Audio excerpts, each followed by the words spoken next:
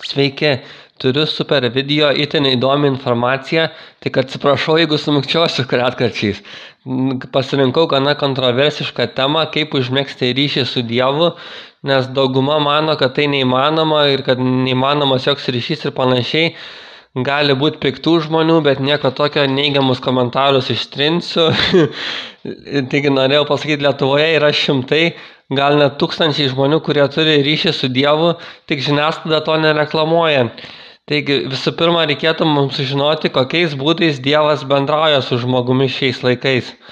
Video gale pasakysiu, kaip užmegzti ryšio, o dabar kaip Dievas bendrauja su žmogumi. Tai pirmas, čia bus daug būdų, paeiliui eisiu. Pirmas būdas mintis. Pavyzdžiui, yra kunigų, kurie prieš mišias kažkaip gauna specialių minčių, bet turi staigiai užsirašyti jas, nes jos kažkaip greitai užsimiršta jiem. Nors pažįstu šiam būdui ir vieną ne kunigą, vienu žodžiu, jie gauna specialių ypatingų minčių, kur atskiria, kad jau čia tikrai iš Dievo ir turi jas staigiai užsirašyti. Antras būdas, kaip Dievas bendrauja su žmogumi, yra balsai galvoje. Čia nereikėtų išsigąsti, nes tai yra teigiami balsai, yra kunigų ir ne kunigų, kurie girdi balsus galvoje, pavyzdžiui, šventosios dvasios. Bet nebūtinai turi būti kunigų, kad girdėti balsus. Norėjau paminėti vieną atvejį, nesakysiu to žmogaus vardo, tai tikiuosi nesigaus kaip apkalba, bet vienas mano pažįstamas yra išgirdęs balsą galvoje, kuris teigia esąs Dievas, bet jis nekalbėjo su Dievu, nes per radiją buvo išgirdęs anekdotą ar ką, kurio metu viena frazė buvo, jei Dievas kalba su tavim, tai jau šizofrenija. Aš irgi per radiją girdėjau tą frazę ir galvoju, kaip lengva žiniasklaidai manipuliuoti žmonėm ir kokie žmonės yra naivus. Žmogus galėjo užmegzti ryšį su Dievu, bet kadangi žurnalistai skėlė juokelį tą temą, jis prarado galimybę, jam buvo žiniasklaidos, galim sakyti, išplautos smegenis.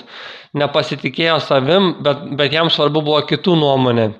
Taigi atsiprašau, kad dar truputį nukrypsiu nuo temos, bet kaip ironiška, kaip žiniasklaida sumanipuliavo ir pasaulio pabaigos tema, nes dabar prasideda karai, marai, ekonominės krizės, raupai, ko tik nėra, pasaulis akivaizdžiai griūva, bet žmonės niekada neįves į YouTube pasaulio pabaiga, nes žiniasklaida juokiasi šios temos jau nuo 2000 metų, tai ir žmonėm reikia juoktis iš pasaulio pabaigos temos, nepaisant, kad pasaulis byra.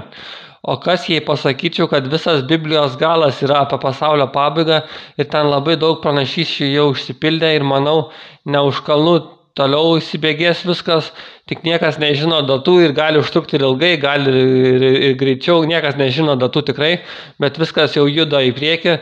Ir daug žmonių mano, kad nieko nepakeisi, bet kas jeigu pasakyčiau, Dievas turi paruošęs mažiausiai 3 išsigelbimo planus nuo pasaulio pabaigos Dievo žmonėm. Net nuo infliacijos ir nuo tos yra išeitis, tik langas gali greitai jau užsidaryti.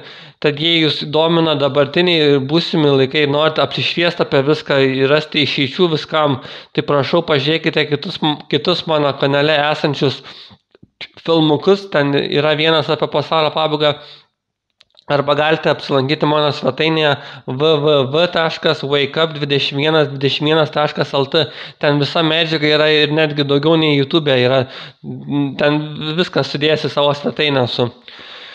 Taipogi norėjau pasakyti šiuo metu, kuriu dar daug filmukų, tad, nesvarbu, keičiam temą. Dabar grįžkim prie temos, vienu žodžiu, grįžkim prie temos, kaip užmegzti ryšį su Dievu ir toliau kalbėsim, kokiais būdais Dievas bendrauja su žmonėms šiais laikais. Taigi dar vienas būdas, kaip Dievas bendrauja su žmogum, yra sapnai.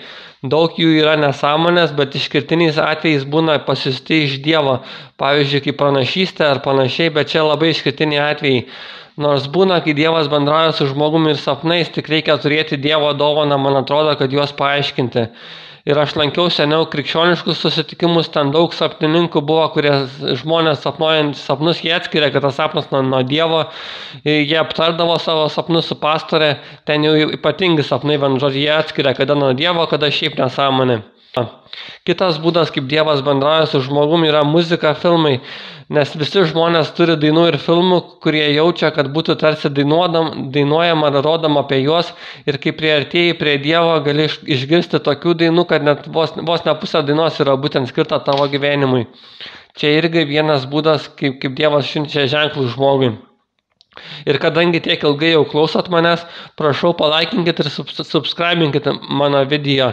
Tai man patiks, ačiū. Kitas būdas, kaip Dievas bendrauja su žmogumi, yra bažnyčia. Kartais nueini bažnyčią ir kunigas gali paminėti klaidas, kokias tu padarai gyvenime, ar šiaip jau tik atskirtas žodis būtent tau. Tai kartais Dievas bendrauja per bažnyčią. Man atrodo, kunigai gauna iš Dievo žodį, prieš mišias užsirašo ir paskui per mišias pasako ir gali, jeigu pasiseks, žodis gali būti skirtas būtent tau. Čia dar neminėjau liktai Biblijos, skaitai Bibliją, kartais ir randi faktą apie savo gyvenimą, kartais kaip tai Dievas padaro, aš aišku nežinau. Kartais Dievas bendrauja ir per kitus žmonės, pavyzdžiui, koks patarimas gali būti, kuris labai užstringa, arba dar kas nors, bent žodžiu, kartais kito žmogaus pasakyti žodžiai gali eiti iš Dievo, bet yra ir velnias tų žmonių, kurių pagrindinė ypatybė, kad skatina daryti kokią nuodėmę. Taigi yra labai daug būdų, kaip Dievas pasirenka bendrauti su žmogum. Aišku, kai kurie būdai, pavyzdžiui, sapnai ar mano YouTube'as gali pasirodyti jums įtartini, bet Dievas pasižymi būtent tuo, kad kartais mėgsta bendrauti ženklais, arba tokiais išprotėjusiais būdais, arba sapnai labai juokingi. Dievas turi ir humoro jausmą, ir dažnai mėgsta bendrauti nespecifiškai, bet ženklais visokiais ir panašiai. Bet kartais būna, kad užmezga ryškį ir jau gana specifinių būdų, pavyzdžiui, balsai galvoja arba specifinės mintis, kurias reikia užsirašyti. Kartais būna specifiškai, bet kartais būna ir ant tos ribos, kai galvoja, ar aš išprotėjęs ar ne, bet kartais būna ir kad jau specifiškai užmezga ryškį Dievas su žmogum. Taigi dabar pradėsim temą, kaipgi užmegzti ryšį su Dievu. Čia pati įdomiausia turbūt bus. Tai čia nėra didelio mokslo, bet reikia laiką, pastangų, darbo, bet reikia įdėti darbo. Taigi pirma užduotis, norint užmegzti ryšį su Dievu, tai reikia kuo daugiau melstis, kiek galima daugiau. Ne tik prašyti, bet ir kalbėti apie banką, ypač gerai dėkoti Dievui už viską, kas yra gera jūsų gyvenime. Dėkingumas yra labai svarbu. Svarbiausios taisyklės meldžiantis, tai jei kreipiesi į Dievą Tėvą, reikia kreiptis Jėzaus Kristaus vardu, ir jei ko nors prašai, reikia atleisti savo kaltininkam. Čia pagrindinės, pamatai maldos, bet yra daugiau triukų, visas mokslas kaip melstis, ir galite pasižiūrėti mano YouTube kanale, bus video neužilgo kaip melstis, tai tikiuosi jau dabar, kai pažiūrėsite, jau bus. Bet jeigu nėra, tai galite nueiti mano svetainę www.wakeup2121.lt, ten yra visa medžiaga tekstiniu formatu, biški sunkiau aišku, bet visa medžiaga pateikta svetainėje yra, ką aš čia kalbu. Kuo dažniau, antra užduotis, norint užmegzti ryšį su Dievu, kuo dažniau skaityti Bibliją. Aišku, sunku labai, bet reikia bent biškį per dieną paskaityti, stengtis. Nereikia skubėti skaitant, reikia apmastyti skaitamus žodžius. Jeigu norit sutaupyti pinigėlių, galite pirkti tik Naująjį testamentą, nes jis mums aktualesnis, o visa Biblija labai brangi. Bet jeigu leidžia finansai, nusipirkite ir visą Bibliją, nes pradžia Senojo testamento senojo yra labai įdomi, tik paskui labai sunku pasidaro skaityti. Tai, man žodžiu, bet Naujasis testamentas yra ir mums aktualesnis, ir lengviau skaitosi. Kitas triukas, stengiantis užmegzti ryšį su Dievu, tai reikia stengtis kuo mažiau valgyti, taip valgyti. Tai padeda artintis prie Dievo. Ir Biblijoje, man atrodo, yra minima, Jėzus sakė, kai badausit, ar kaip ten, ne jeigu, bet kai badausit. Tai man žodžiu, badavimas padeda artintis prie Dievo. Yra daug mokslinės medžiagos, kad badavimas padeda sveikatai. Aišku, labai sunku to laikytis, tai aš, pavyzdžiui, siūlau pabandyti protarpinį badavimą, tai valgyti, pavyzdžiui, nuo 10 ryto iki 5, aš tai prieš 5 stengiuosi baigti, bet galim iki 5, pavyzdžiui, valgyti šeštadienį, kokį galima pabandyti dar mažiau valgyti, nes šeštadienis yra tikroji Dievo diena, bet čia, aišku, nenoriu ginčyti su nieko, čia reikia pačiam nuspręsti, įveskite į Google True True God's Worship Day is Saturday arba God is Saturday is 7th day. Vien žodžiu, yra daug medžiagos, kad tikroji Dievo garbinimo diena yra šeštadienis ir aš tikiu to, bet kitam žmogui tai siūlau viską patikrinti pačiam, visus įrodymus, duomenis įvesti Google, paskaityti ir pačiam nuspręsti. Kitas svarbus uždavinys, norint užmegzti ryšį su Dievu, tai reikia stengtis nedaryti nuodėmių, bet aišku, kartais nepavyksta, reikia tada atsiprašyti būtinai, Dievas atleidžia visada. Jeigu ne karo, aišku, nereikia, svarbiausia netyčia stengti, jeigu jau tyčia darai nuodėmes, tai yra Biblijoje, yra kaip ten palaukit Biblijoje parašyta, geriau jam būtų buvę nepažinti tiesos kelio, tam man žodžiu, negu daryti nuodėmes, tai geriau reikia stengtis nedaryti nuodėmių. Kitas triukas, kaip užmegzti ryšį su Dievu, tai reikia mesti visus rūkymus, gėrimus, persivalgymus, galite mesti žalingus įpročius su malda, reikia šiek tiek sėkmės. Aš mečiau rūkymą su malda ir man beveik nebuvo pastangų, tik buvo minčių užėję, ten iš pat pradžių biškį, bet nuėjau bažnyčią, pasimeldžiau ir praėjo tas mintis, tai tikrai galite mesti visus rūkymus, alkoholių su malda. Tik reikia biškį sėkmės ir siūlau, jeigu iš pirmą kartą nepavyksta, tai siūlau nenuleisti rankų, nes kartais malda užtrunka ir mėnesį, 2 ir ilgiau, nes kartais Dievas pasiunčia angelus išpildyti jūsų norą, bet velnio pakalikai užlaiko juos, tad jeigu, pavyzdžiui, jūs pasimeldžiat vieną dieną, ir paskui nebesimeldžia, tai o jeigu mėnesį užlaikomas angelas, tai man žodžiu, gali jūsų prašymas būti atmestas, kartais melstis reikia ilgą laiką.